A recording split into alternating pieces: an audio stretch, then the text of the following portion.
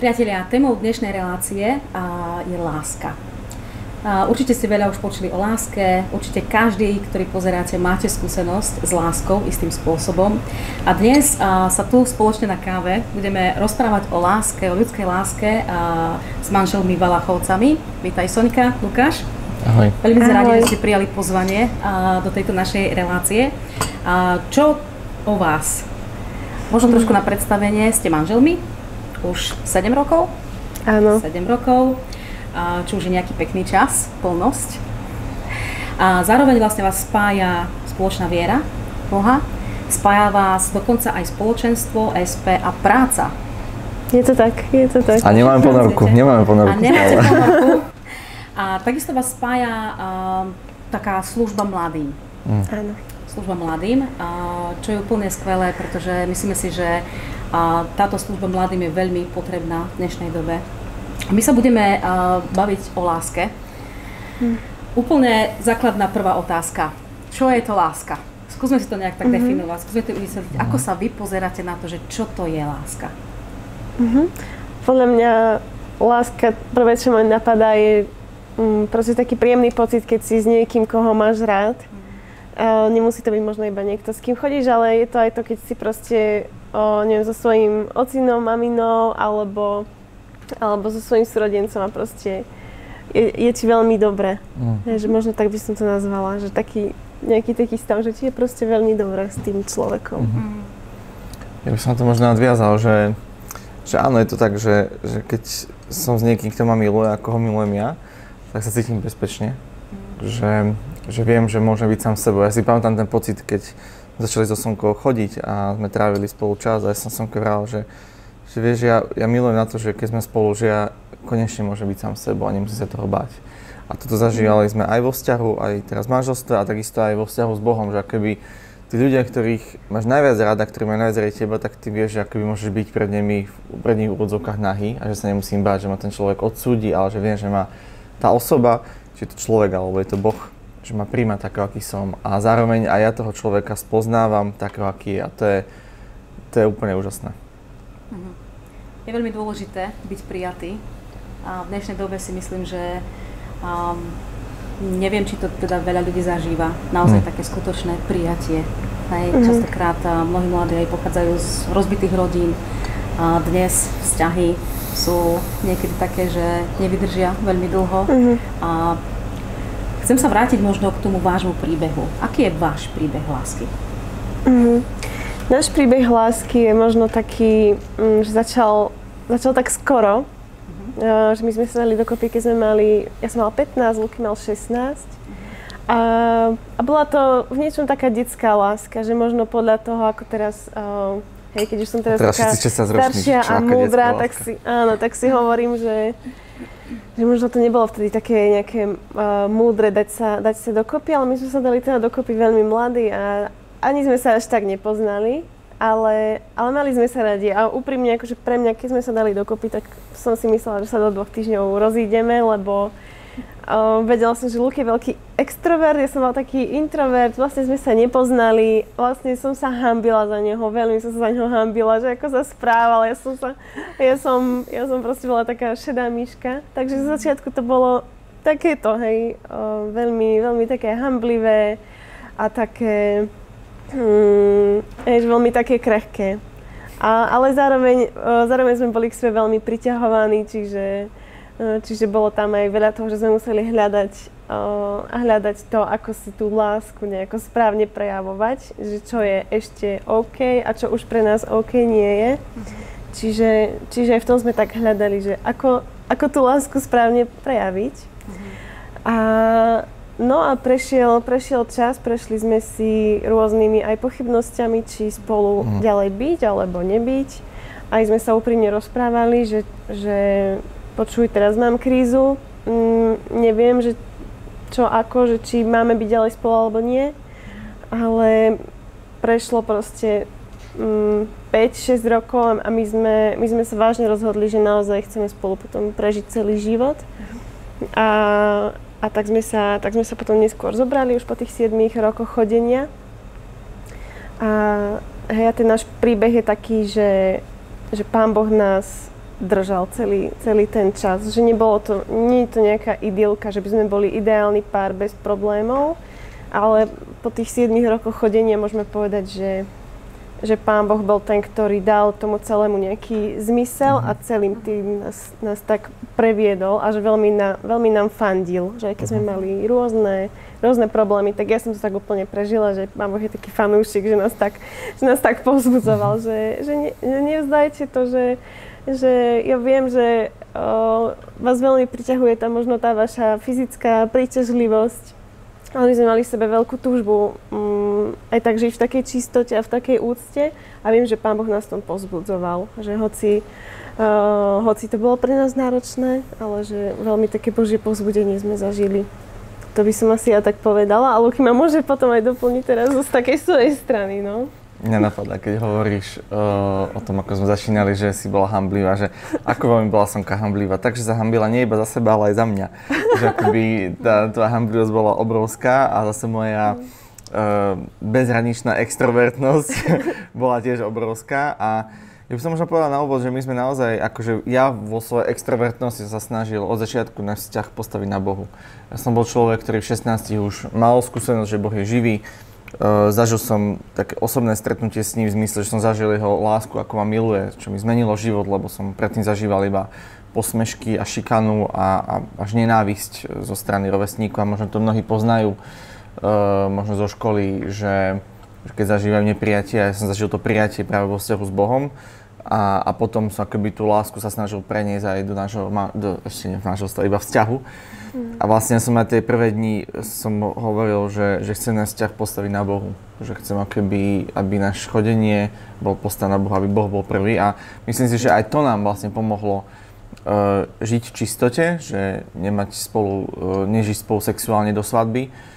A zároveň nie je to iba o tom, že aj naozaj ten hlboký vzťah a to hlboké priateľstvo a tú hĺbku z toho vzťahu sa nám podarilo vybudovať práve pretože od prvého dňa, v podstate od prvých dní sme si povedali, že chceme, aby náš vzťah bol postavený na Bohu, aj keď v tých tínedžerských časoch sme si vždy neuvedomili, čo to znamená, ale to rozhodnutie tam bolo a bolo to veľmi dôležité. Takže že tým, že Boh bol pre nás prvý a na ňom sme to stavali, tak on nás prevádzal naozaj aj tými časmi, kedy je človek tínedžer a hľada, kým vlastne je, hľada svoju identitu, že čo vlastne chce robiť v živote a čo je pravda, čo nie, čo je OK, čo nie.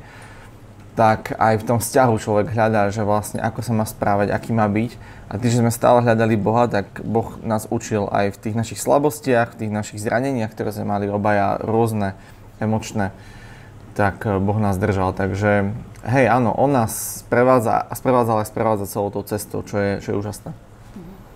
To znamená, že vlastne vy ste už počas chodenia keby nejakým spôsobom vnímali, že ste darom jeden pre druhého? A že určite áno. Asi sme sa to tak učili, hej, že u nás spočiatku to naozaj bolo také, že veľmi sme boli k sebe priťahovaní, že keď zrazu, že s nikým nechodíš, že zrazu niekým začneš chodiť, tak pre nás to bolo také, že my sa napríklad túžili iba stále boskávať, hej, a tak postupom času sme to tak začali v srdci cítiť, alebo aspoň ja som to tak začala cítiť, ale určite aj ty, ale poviem za seba, že som tak cítila, že boskávam Lukyho, ale je ten bosk prejavom lásky jemu, alebo je to iba preto, že boskávam ho iba preto, lebo ja túžim niečo prijať. A tam zrazu to pre mňa bol taký rozdiel, že som v srdci cítila, že OK, teraz túžim Lukymu prejaviť lásku a teraz možno ten bosk vyzerá úplne rovnako, ale teraz moje srdce iba túži, ako keby prijať niečo pre seba. A to mi prišlo také veľmi sebecké, keď ho boskávam iba preto, aby ja som nejak naplnila svoju potrebu lásky, hej. Takže toto je podľa mňa veľmi dobré, čo vravíš, lebo tento svet nás vedie k takému egoizmu. Myslí na seba. Ja som pán svojho života, ja rozhodujem o všetkom. A to vlastne deštruje vzťahy, ničí to vlastne životy ľudí, lebo vlastne keď človek myslí na seba, tak ničí toho druhého veľakrát, zraňuje, neberie ohľad na ostatných. A nám práve ten vzťah, tých 7 rokov toho vzťahu a to, že sme naozaj bojovali za tú čistotu a že naozaj sme chceli, aby náš vzťah patril Bohu, aby naozaj bol čistý v tej telesnej rovine a zároveň bol aj nesebecký, nás to veľmi učilo nemyslieť na seba. teraz tak uvedomujem, že naozaj, že veľmi nás to učilo zabúdať na seba a myslieť na toho druhého a myslieť na to, že nie je to iba o mne, o moje potreby a moje túžby a ja to teraz niečo chcem, ale je tu aj niekto druhý, ktorý má svoje potreby, svoje túžby, je tu nejaký Boh, ktorý hovorí o niečom pre môj život, čo je asi správne. A ja si teraz tak uvedomujem, keď sa pozerám na naše manželstvo, hej, možno to tak porovnať 7 rokov vzťahu, 7 rokov manželstva, že tých 7 rokov vzťahu nás naozaj učilo nemyslieť tak na seba a myslieť viac na toho druhého, učilo nás podriadiť sa Bohu. A teraz si uvedomujem, že ako v tom manželstve je to obrovský dar, že je pre nás prirodzené, že to niekde máme v sebe, že musím brať ohľad na toho druhého, hej, aké má on potreby, aké má on túžby.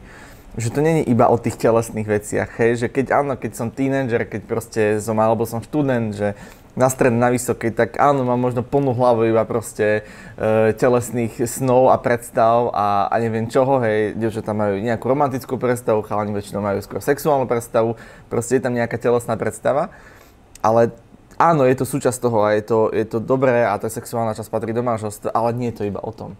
A že naozaj ten vzťah je komplexná vec, hej, ten život je komplexný a to nás naozaj učilo takému ten vzťah nás učil tomu, že nie je to iba o mojich potrebách, nie je to iba o mne, ale je to o tom druhom. A ja som teraz reálne rád, že z toho môžeme čerpať aj v tom manželstve, že niekde tak už sa nám tak do podvedomia vrilo, že myslím na toho druhého, že aj pri tých telesných dotykoch, pri tých telesných intimných veciach, ktoré sú v manželstve, že beriem ohľad na toho druhého, hej, že čo sa mu páči, čo je mu nepríjemné, tak nerobím, že akoby myslím na to, že a nemyslím teraz iba tú intimnú rovinu, najintimnejšiu, ale aj bežný deň, počas bežného dňa, že učím sa hľadať na toho druhého a myslím si, že toto sa presne človek musí učiť v tom vzťahu, že keď je v tom vzťahu naopak človek bezohľadný a chce iba ja niečo, chcem z toho vyťažiť, chcem z toho zobrať, tak poprvé ten vzťah je zničený, že iba ho vydolujem, iba z toho človeka zoberiem, čo ja chcem, ho využijem a zahodím.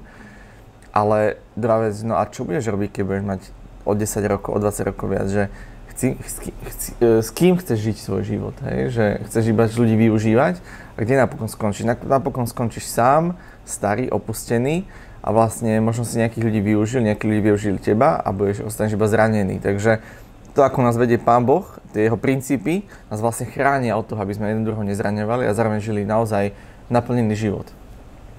Rozprávali ste o tom, že vlastne viera v Boha vám pomáhala ten vzťah naozaj udržať v tej rovine aj čistoty, aj pozerať viac možno na toho druhého, ako na seba.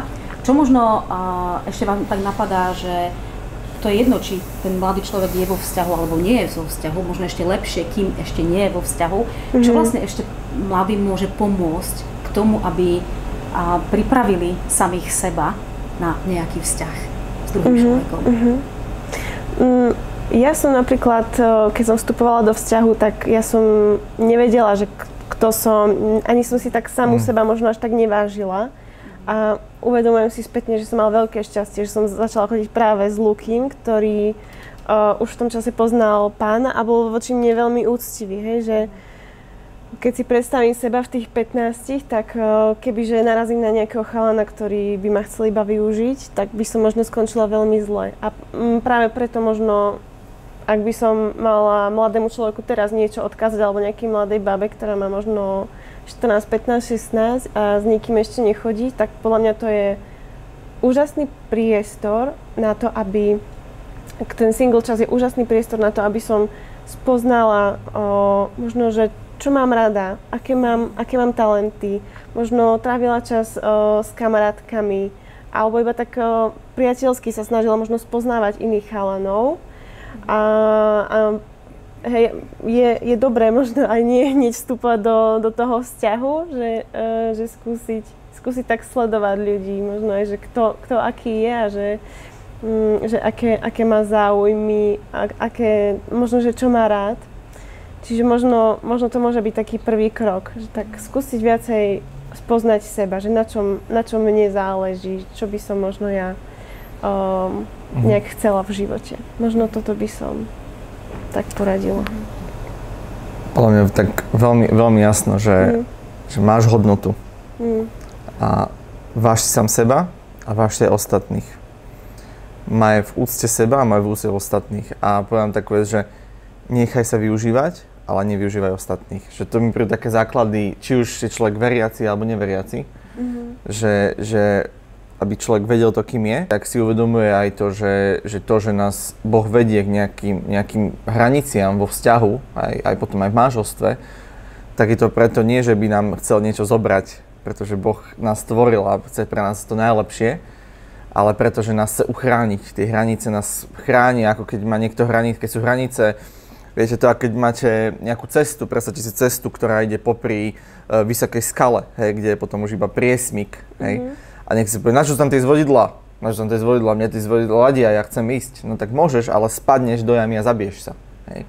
A presne preto sú tie hranice vo vzťahoch. Môžeš, kľudne si tie zábrany zhoď, ale buď sa veľmi ťažko zraníš, alebo sa dokonca môžeš aj zabiť, hej.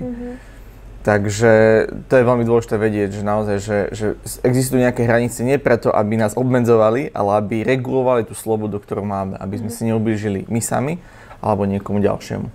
Rozprávame o tom, že aké je dôležité vedieť, kým som, ešte možno pred samotným vstúpením vlastne do vzťahu, a to, že som prijatý, že som milovaný, že je niekto vlastne, komu na mne oveľa viac záleží ako tomu druhému človeku a že aj keď ja padnem alebo prežijem nejaké zranenie, tak je nejaký spôsob a je niekto, kto vlastne ma dokáže z toho vytiahnuť. A možno skúsme ešte, ak niekto má nepríjemnú skúsenosť, už má z nejakého vzťahu, nečistého vzťahu, alebo naozaj vzťahu, kde nepoznal, kým je, skôr vlastne prijímal to negatívne o sebe, čo vlastne nebola pravda, ale vzal si to ako pravdu, uveril tomu, že je to pravda a teraz vôbec nemá pocit, že má nejakú hodnotu. Čo vlastne v takej situácii, čo by ste vedeli možno mladému človeku odporučiť, kam sa obrátiť, čo robiť?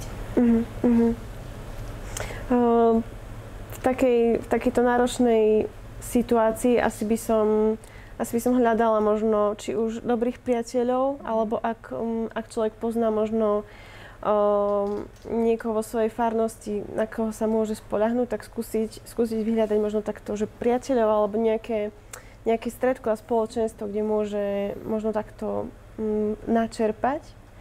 A hej, možno čo sa týka takých tých hlbokých zranení, že niekedy v tých vzťahoch naozaj zajdeme tam, kam by sme nechceli, hej, že vstupujeme do vzťahu, ktorý je možno hneď sexuálny a potom sa to neskôr uvedomíme, že to sme nechceli.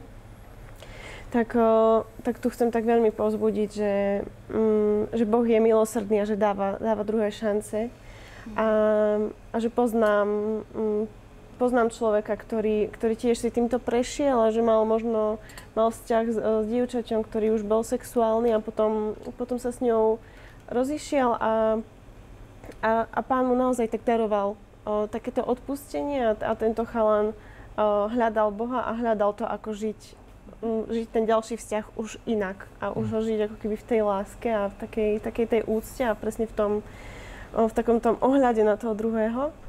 A teraz naozaj vidíme, že už má manželku, majú detičky a že Pán Boh to požehnal. Hej, že možno moje povzbudenie znie tak, že nikdy nie sme príliš stretení na to, aby nás Pán Boh nemohol nájsť, že žiadna situácia nie je príliš beznádejná na to. A možno v tej chvíli je to ťažké, keď sa nám dejú tie náročné veci, ale netreba ako keby strácať nádej, ale treba hľadať tých ľudí, ktorí mi môžu poradiť, ktorí mi môžu pomôcť. To znamená, je dôležité neostávať sám. Presne tak. Určite áno. Podľa mňa je dôležité si uvedomiť, že Boh je zdrojom všetkej lásky. Žiadny človek ťa nenaplní tak ako Boh. A že toto je dôležité si uvedomiť, že pre mužov žiadna žena, prečo žiadny chlapec nedá to, po čom veľakrát práhneme. Čo veľakrát možno práhneš, že to naplnenie, to prijatie, to úplné naplnenie, po ktoré každý z nás túži. Je to v srdci každého človeka byť milovaný, byť prijatý, je to úplne normálne, tak sme stvorení.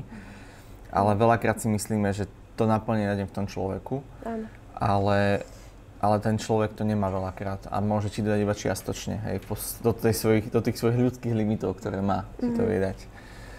A to sme si aj my museli uvedomiť, hej, my sme naozaj spolu 14 rokov v nejakom vzťahu, najskôr vo vzťahu, teraz v manželstve. A Sonia je úžasný človek a milujem ťa, ale viem, že nemáš všetko to, čo potrebuje moje srdce. A ja nemám tiež všetko pre to, čo potrebuješ ty, že to má Ježiš. A že my sa snažíme v maximálnej možnej miere byť čo najlepší, čo najsvetejší, čo v vozovkách dokonalejší, ale nemáme tú plnosť, ktorú má iba Boh. A že Boh je ten, ktorý za tie roky uzdravoval naše srdcie. Boh je ten, ktorý aj nás učil jeden druhého milovať. Boh je ten, ktorého sme nachádzali prijatie, odpustenie. A veľakrát si možno nevieme sami odpustiť, veľakrát sami sebe odsudzujeme, sami sebe nepríjmame, keď sa pozriem do zrkadla, možno neznášam svoj pohľad na seba. Hej, ja som tak veľa rokov mal.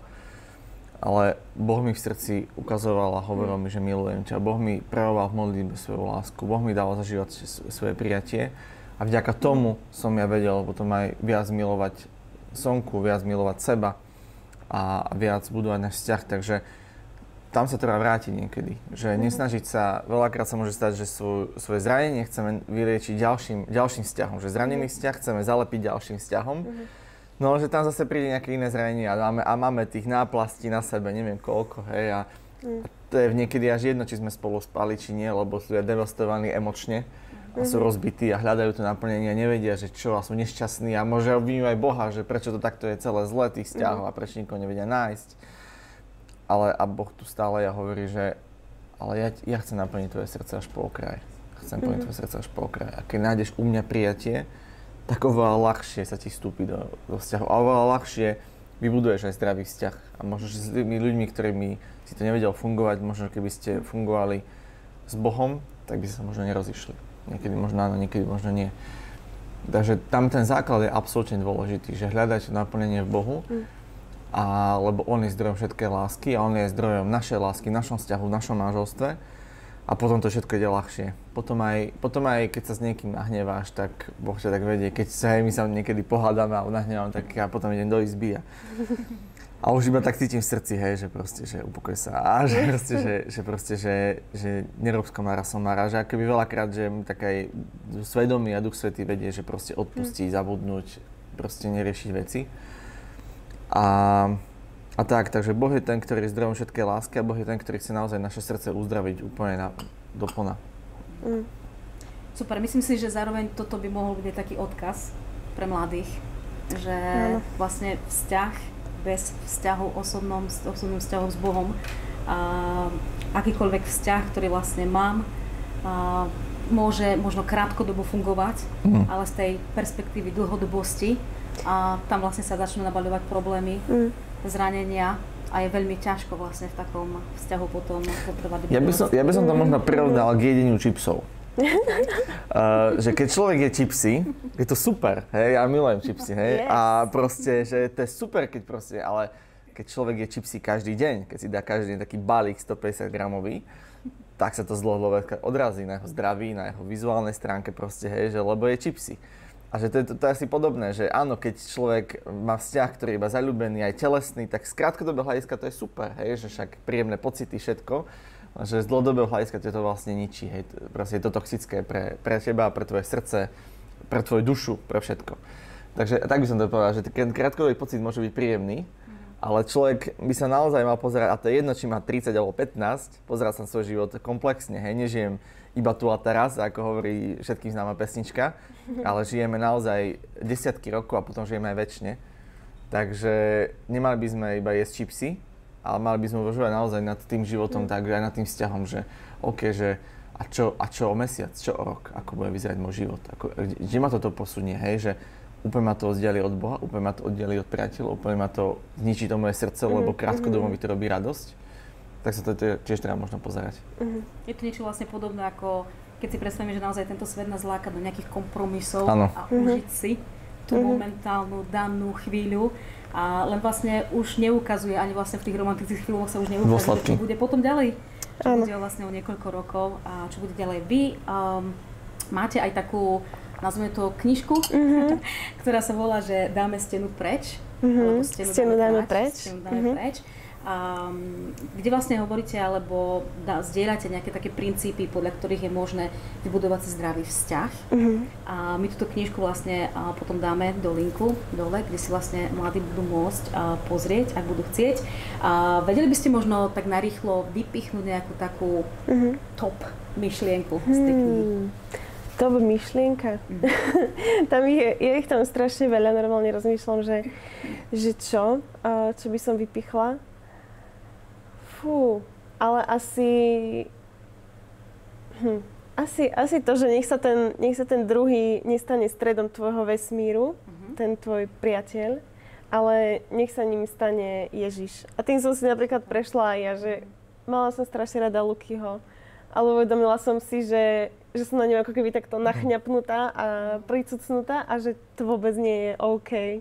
Že my keď vstúpime do vzťahu, tak nemáme teraz proste byť už iba my dvaja vo svojom váku, ale že máme stále žiť aj s ostatnými, budovať priateľstva a zároveň mať stále na tom prvom mieste ten vzťah s Bohom. Hej? A že stále som to ja a Boh, že potrebujem budovať v prvom rade ten vzťah. Že možno to je to, čo by som ja asi vypichla, lebo mňa sa to veľmi týkalo v tom čase.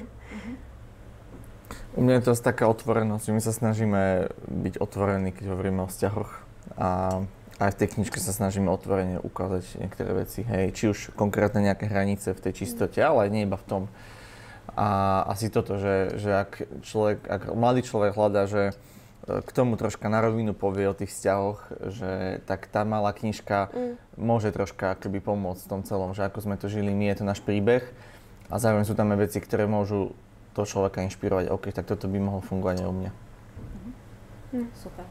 Ja vám chcem obidvom veľmi pekne poďakovať za toto príjemné posedenie na našej káve, za vaše zdieľanie a aj vlastne za to, že naozaj to svoje svedectvo vydávate mladým a že vidno, že máte ich v srdci, že vám záleží na tom naozaj, aby išli tou cestou, ktorá je pre nich plodná, ktorá je pre nich krásna, hej? A ktorá jednoducho ich nebude ničiť, ale práve naopak vlastne ich bude budovať. A tak vám chcem veľmi pekne poďakovať a chcem vám povedať, že ste darom pre nás, aj pre mladých. A tiež, že žehnáme vám na tejto spoločnej vašej ceste. Nech ešte veľa mladých vlastne počuje vaše svedectvo a nech veľa mladých číta možno tú brožúrku, tú knihu, ktorú máte, aby si uvedomili, že aj oni sú darom. Že sú darom a že naozaj to je o tom, že ten dar, ktorý vlastne ten darca do nás vložil, máme dávať ďalej. A máme tu byť vlastne darom pre iných ľudí. Ďakujem veľmi pekne. Ďakujeme za pozvanie.